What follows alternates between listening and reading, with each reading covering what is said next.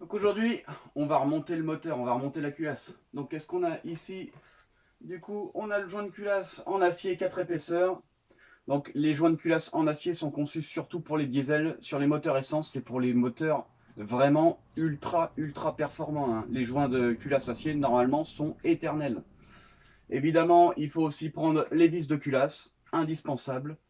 Donc on a fait la planéité de la culasse et heureusement on n'a pas trouvé de défaut parce que d'après la documentation, hop, alors, en cas de valeur hors tolérance, prévoir le remplacement de la culasse ou du bloc. Donc si jamais votre bloc est déformé ou si jamais votre culasse est déformée sur ce diesel là, 320D, c'est mort, vous jetez du coup votre culasse ou votre bloc. Donc là, heureusement, le test de planité, il était bon, mais s'il avait été hors tolérance, en gros, il aurait fallu jeter la culasse pour en mettre une nouvelle. Donc aujourd'hui, on va remettre le joint, on va remettre la distribution, et puis on va voir si ça démarre. Alors malheureusement, je sais que quand on ne roule pas depuis longtemps avec ce genre de véhicule, la pompe à injection a tendance à vouloir plus trop bien fonctionner. En général, c'est pas la pompe à injection en soi, c'est le système électronique qui déconne. Donc on remonte tout ça.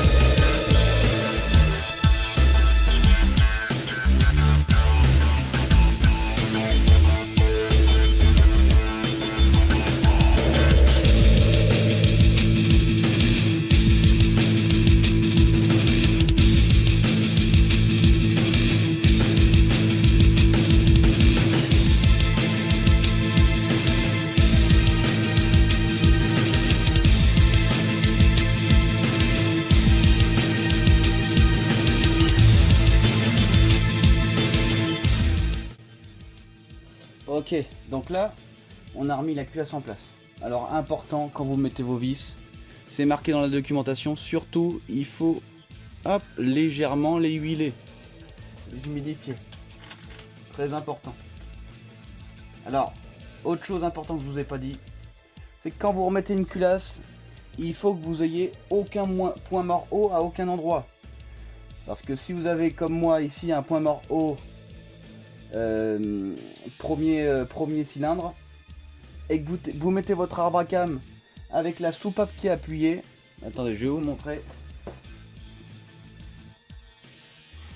Voilà, donc là je prends mon arbre à cam, ici on est sur cylindre 1, si je mets mes cams vers le bas comme ça alors que mon piston il est point mort haut, je vais tout exploser en serrant ici.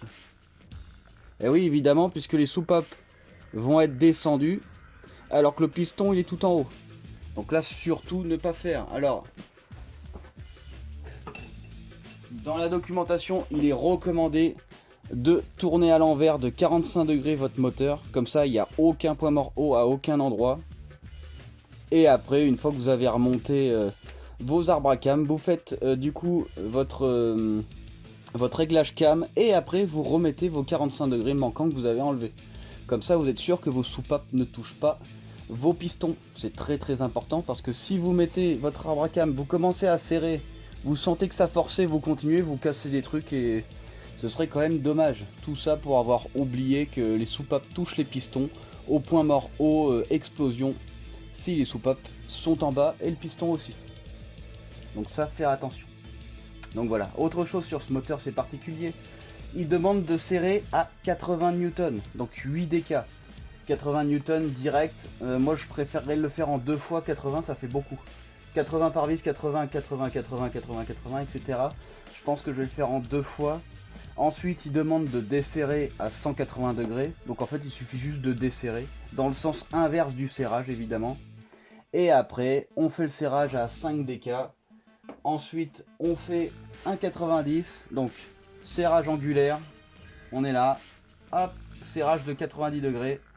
Pareil partout, etc. Et une fois de plus, serrage 90 degrés. Donc, en fait, la phase, alors, on fait un serrage à 8 dk-newton, donc 80 newton. On desserre tout. On refait un serrage à 50 newton, donc 5 dk-newton.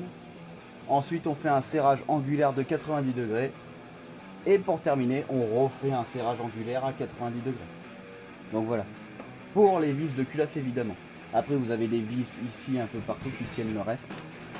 Et surtout, faites très attention à ça et faites attention à votre piston point mort haut, que vos soupapes ne viennent pas toucher quand vous mettez votre arbre à cam, sinon là vous allez faire des dégâts et ce serait quand même dommage.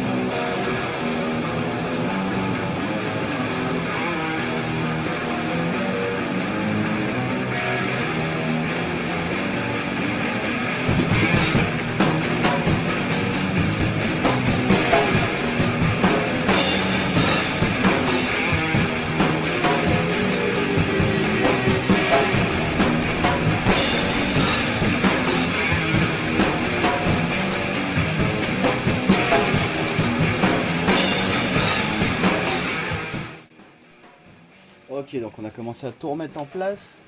Hop, donc on a la chaîne. Évidemment, il faut que nos roues soient libres. Comme ceci. Hop, alors ici les paliers importants. Alors du coup, les paliers, ils sont numérotés et ils ont un chiffre. Ils ont un... Oui, c'est ça. Enfin, ils ont une lettre. Par exemple, ici, on a E1, E2, E3, E4, E5. Alors attention, parce qu'en plus ils ont un ordre, il faut pouvoir le lire dans ce sens. Donc E1, il faut pouvoir le lire dans ce sens. Et là ici on est sur le A, A1, A2, A3, A4, A5. Ensuite, admettons vos arbres à cam, vous n'arrivez plus à les différencier. Sur l'arbre à cam, ici il y a écrit A pour l'échappement. Et sur celui-là, il y a écrit E pour l'admission. Alors, donc voilà. Donc comme ça au moins vous ne pouvez pas vous tromper, même si vous les avez mis un peu n'importe comment là-bas. Donc maintenant ce qu'on va faire, on va effectuer du coup le réglage de la distribution. Alors ce qui se passe ici là on a du plat ici. Voilà, alors normalement il faudrait un outil spécial, bon, j'ai regardé l'outil, hein, il y en a pour au moins 257 ou 260 €. Il se trouve sur Autodoc si ça intéresse certaines personnes. Donc l'outil spécial distribution. Donc ici on a un méplat. Ce méplat il est perpendiculaire à ce plan là. Et on a pareil du côté échappement. Donc ce qu'il faut faire avant de commencer à serrer, il faut absolument retendre la chaîne. Il faut retendre la chaîne parce que une fois que je l'aurai tendue, les roues elles vont bouger ici. Donc évidemment pour tendre la chaîne ici, on enlève du coup le bloc piston. Alors hop.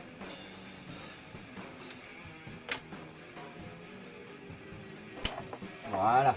Du coup là la chaîne vient de se tendre. Maintenant que la chaîne est tendue,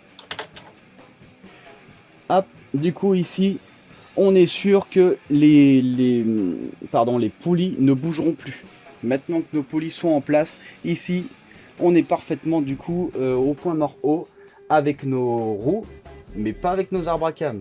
Donc ici comme je vous dis avec le méplat, on va se mettre pile poil à 90 degrés avec le plan des deux côtés. il me suffira juste après à serrer ces poulies. Alors il y a un double serrage, il y a un serrage standard plus un serrage angulaire. Donc voilà, donc je vais effectuer ça. Une fois que j'aurai fait ça, il n'y aura plus qu'à tout remonter et on sera pas mal. Donc voilà.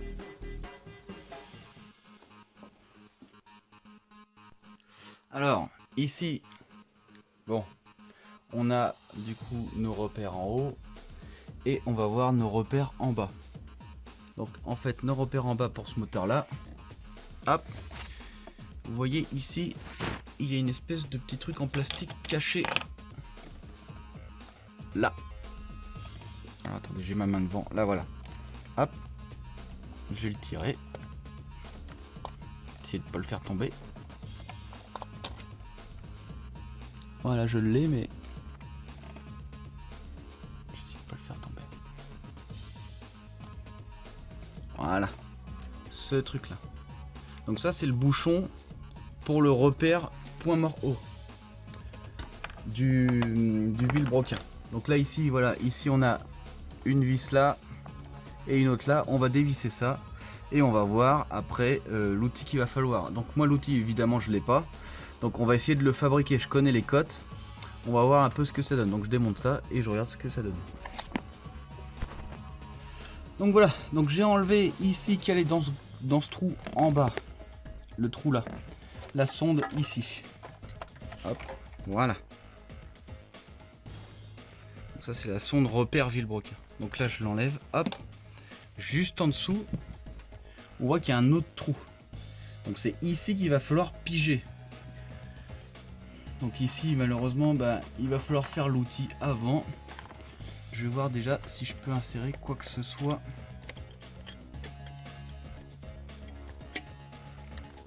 Pour à peu près déterminer la longueur.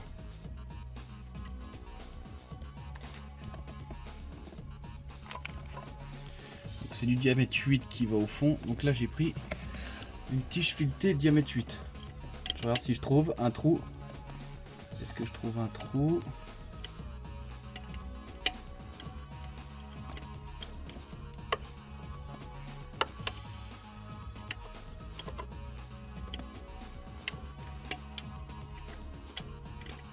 Ah, j'ai un trou. Ah non. Je vais essayer de voir ça. Je vais essayer de voir par rapport au vilebrequin. Parce que moi ce que j'ai fait, c'est que j'ai pris le vrai point mort haut. Donc j'ai pris mon comparateur. J'ai fait un vrai point mort haut. Mais souvent ce qui arrive sur les véhicules, c'est que le point mort haut où on pige et le vrai point mort haut au comparateur, c'est pas vraiment le même. Il y a quelques degrés d'écart. Alors si je commence à faire ma distribution ici avec du coup un point mort haut mais qui n'est pas le vrai point mort haut du pigeage alors que celui-là ça l'est, je vais avoir des décalages. Bon, j'aurai pas, il y aura quasiment aucune différence de conduite.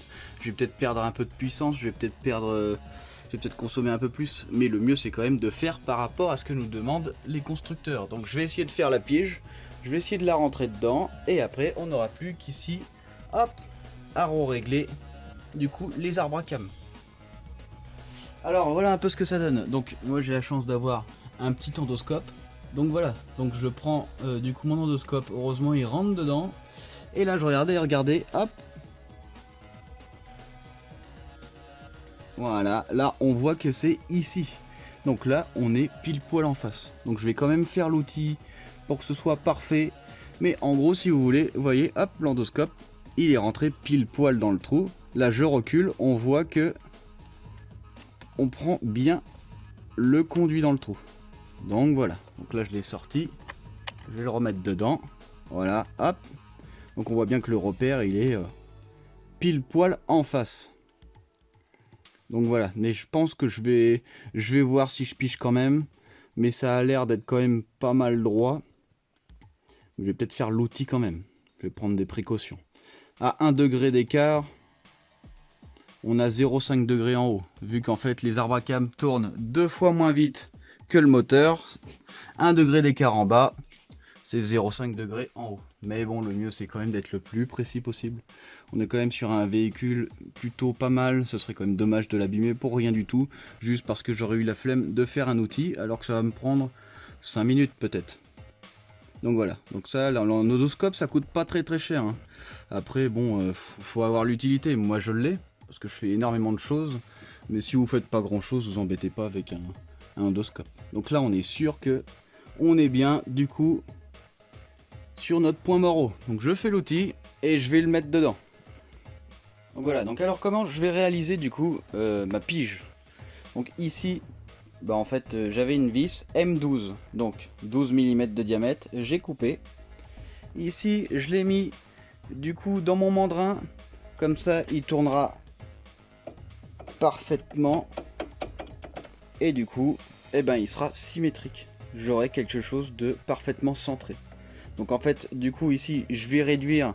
Alors, soit je le fais à la lime comme ça, hop, je laisse la lime, je laisse tourner. Au bout d'un moment, le diamètre va diminuer. Après, j'aurai plus qu'à prendre mes mesures avec du coup mon pied à coulisse. Voilà. Et du coup, dès que je serai à 8, eh ben, j'arrêterai. Et après, j'aurai plus qu'à piger. Et normalement, tout devrait bien se passer. Donc voilà comment je réalise ma pige. Donc voilà, donc j'ai fini la pige. Donc on est à 11,76 sur la partie filetée et on est à 7,96 sur la partie tige ici. Donc là voilà. Donc là j'ai réalisé ma propre pige. On va aller voir ce que ça donne. On va voir si le vrai 0 point mort haut fait sur comparateur et le vrai point mort haut à piger. Alors, je vais essayer de le mettre dedans.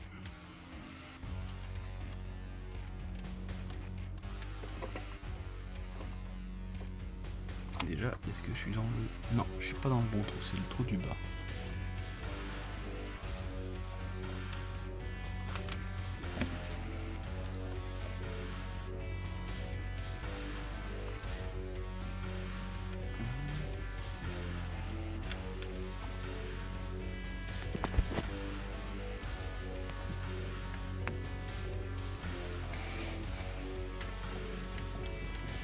Voilà. Là. Donc voilà. Hop, donc la pige elle est bien rentrée. Donc voilà, elle est vraiment bien rentrée, hein. Comme vous pouvez le voir, hop, elle bouge même pas, hein. Donc ça veut dire que je suis bien dans l'emplacement. Donc du coup, eh ben, au comparateur, le vrai point mort haut de ce moteur correspond parfaitement à sa pige. Ce qui est pas courant sur les moteurs. Sur un moteur, sur l'autre moteur Opel, il ne correspondait pas du tout. Il y avait au moins 2 ou 3 degrés d'écart par rapport au point mort haut. Donc voilà, donc là on sait qu'on est parfaitement pigé. Alors maintenant, ce qu'il va falloir réaliser, ici, du coup, c'est du coup l'emplacement parfait. Plutôt que d'acheter cet outil à je sais plus combien, là, 260 balles il me semble bien, du coup je vais utiliser une autre méthode. Parce que j'ai pas envie de payer autant pour au final quelque chose qui n'est pas si compliqué que ça. S'il y avait un angle spécifique, mais là il faut que ce soit juste perpendiculaire au plan. Ici là le méplat doit être perpendiculaire au plan, il n'y a que ça. Donc si ça avait été un angle dans les 60 degrés ou machin, là ça aurait été différent. Mais vu que là on est pile poil à 90, il suffit juste de mettre par exemple un cube ici dessus, hop, qui vient contre, et après regarder l'écart entre le cube et ici pour regarder si c'est bien à plat. C'est aussi simple que ça. Donc je vais chercher ce qu'il faut et on va voir ça tout de suite. Du coup on va voir un peu ce qu'on peut utiliser pour le réglage. Alors, il y a des pièces qui sont fabriquées en usine de ce type. Ces pièces-là sont fabriquées sur tour. Qu'est-ce que c'est un tour? En fait, si vous voulez, à la base, c'est une tige, un cylindre en acier qui tourne, hop, et du coup, on vient usiner ici et on vient couper. Et vu qu'on est sur un tour et que ça tourne, on est sûr que ce plan-là est perpendiculaire à là. On en est sûr. C'est simple, il suffit juste de vérifier avec un compas, ce genre de truc. Enfin, avec un rapporteur, voilà, comme ce style de pièce. L'avantage de cette pièce, évidemment, c'est qu'on a déjà des méplats. Donc là, on a un méplat, on voit que ça a été fait autour, de toute façon, hop. Et ici, après, ça a été réusiné sur machine numérique. Donc ici, pour savoir si cette pièce peut correspondre, du coup, à faire un calage pile poil à 90 degrés, ici, j'ai mon rapporteur à 90, hop, je viens me mettre contre. Et on regarde qu'il n'y ait pas de jeu. Voilà, comme ça. Donc là, on sait que cette pièce, elle a un angle de 90, parfait. Donc c'est très simple, hein. Il suffit de prendre la pièce, de la poser ici contre, hop, et on va regarder. J'ai déjà fait le réglage, on va regarder si j'ai du jeu ou pas. Voilà, ici. Donc ici, hop, je suis juste posé. Et là, on voit que je suis bien contre le plan. Donc ici, je suis contre le plan là. Et contre le plan là-bas. Donc là, je suis parfaitement à 90 degrés. Et on peut faire exactement la même chose sur l'autre. Ici, on va regarder si je l'ai bien réglé ou s'il faut que j'y retouche. Hop, alors attendez, hop, j'enlève la clé. Voilà, alors est-ce qu'on a du jour? Voilà, on est bien contre. Et la pièce est posée. Voilà, évidemment, il faut être le plus possible sur de la matière. Si vous foutez loin et que vous êtes un peu penché comme ça ira pas. Il faut vraiment que là, ici, on a un truc. Hop, vous prenez les deux. Comme ça, au moins, vous êtes sûr d'être droit. Et après, vous mettez le méplat contre. Comme ceci. Et là, on voit qu'il n'y a pas de jeu. Parce que j'ai effectué un bon réglage. Je l'ai posé, j'ai effectué le réglage avec. Alors si vous avez un doute, machin, que vous avez un doute que ce soit pas 90, vous prenez le même endroit, vous allez de l'autre côté et vous le reposez au même endroit. Là, s'il y a un écart, ça voudra dire que votre pièce, elle n'est pas parfaitement à 90. Donc ici, on est pas mal. Donc ici, on est bien. Voilà, on est bien contre. Évidemment, c'est moins précis que l'outil, mais bon, l'outil il est à 260 €. C'est pas à la portée de tout le monde, hein. On va pas se mentir. Donc là, j'essaye de faire le plus précis possible, sans débourser non plus un max. Évidemment, n'oubliez pas de retirer la pige une fois que votre repère est fait. Là, on sait que c'est bon, tout est bon, on n'a plus qu'à retirer la pige. Voilà. Du coup, la pige est retirée. Et surtout, mettez tout de suite ce qu'il y avait avant, comme ça vous n'oublierez pas. N'oubliez surtout pas d'enlever la tige, sinon votre moteur, votre démarreur, il va vraiment pas apprécier. Donc voilà, donc là je remonte tout ici, comme ça au moins je sais que j'aurai pas besoin d'y retourner. Et je n'oublierai pas de le refaire.